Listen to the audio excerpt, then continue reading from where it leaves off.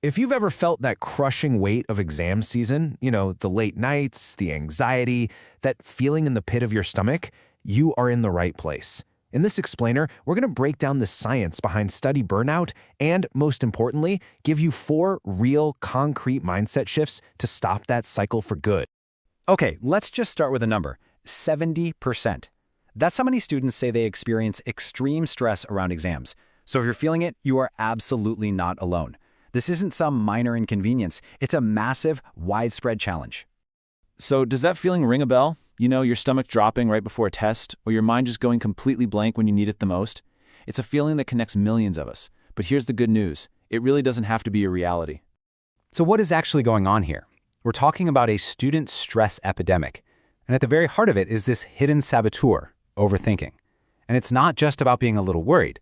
It's a very specific thought pattern that takes a really heavy toll on us. So what is overthinking, really? Well, think of it like a 2-part trap. Part 1, you're stuck in the past, replaying that one mistake you made, that one question you got wrong, over and over. Or Part 2, you're lost in the future, just imagining all the different ways you might fail. And the result? It's mental paralysis. You're just too stuck to actually move forward in the present moment. So, you might be wondering, how does this whole cycle of overthinking even get started? We're about to look inside what's basically a vicious cycle. And it's called that for a reason. Because once you're in it, stress has this nasty habit of feeding on itself, which makes it incredibly hard to break free. Okay, so imagine your stress is like a pressure cooker. These right here, these are the 4 key ingredients that are cranking up the heat. First, you've got perfectionism, that little voice that says anything less than an A+ is a total failure. Then you add its best friend, negative self-talk, which just magnifies every single tiny mistake. Mix that in with a deep fear of failure and pile on the weight of everyone else's expectations, and boom, you've got the perfect recipe for burnout. And this shows you exactly how it all connects. It's a loop. The unrealistic pressure, whether it's from you or from other people, it creates this fear of failure. That fear then triggers the negative self-talk, which then fuels the overthinking and the anxiety we just talked about.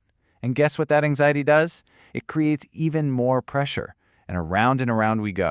So here's the crucial part. You're basically standing at a fork in the road. And let's be real, that burnout trap on the left, it feels familiar to a lot of us. It's being stuck, it's reacting to fear, it's letting anxiety call all the shots. But just look over to the right. The resilient path, that's about breaking the cycle.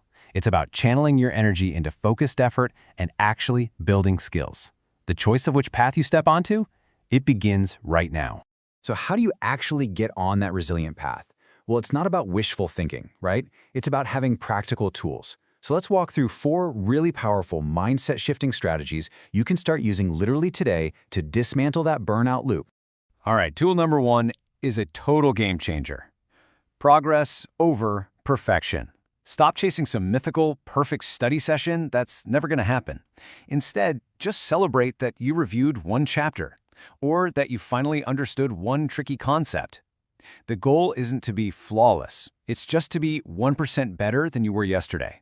Trust me, consistent effort beats last-minute perfectionism every single time. Okay, next up, you have got to deal with that inner critic. The voice. When you hear it saying, you're gonna fail, don't just accept it as fact. Challenge it. Ask it, hey, is this thought actually helpful? Is it even true? And then replace it with something constructive, like, okay, this is hard, but I have a plan to tackle it. Remember, you get to be the narrator in your own head. This third strategy, wow, it can completely rewire how you think about mistakes. See, failure isn't a final verdict on how smart you are. It's just data. Getting a wrong answer on a practice test isn't a disaster. It's actually a spotlight showing you exactly what you need to focus on next. When you start to see failure as feedback, it loses all its power to make you afraid.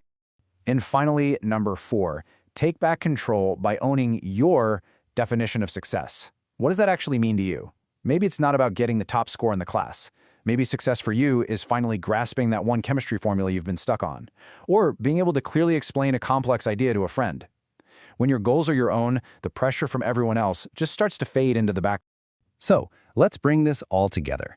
These 4 strategies aren't magic tricks. They're not a quick fix. They are the actual building blocks for creating genuine long-term resilience in your academic life. Your path to a healthier, more effective way of learning. It just starts with one small step. I absolutely love this quote because it gets right to the heart of it all. Look, stress is a part of life. It's a part of learning.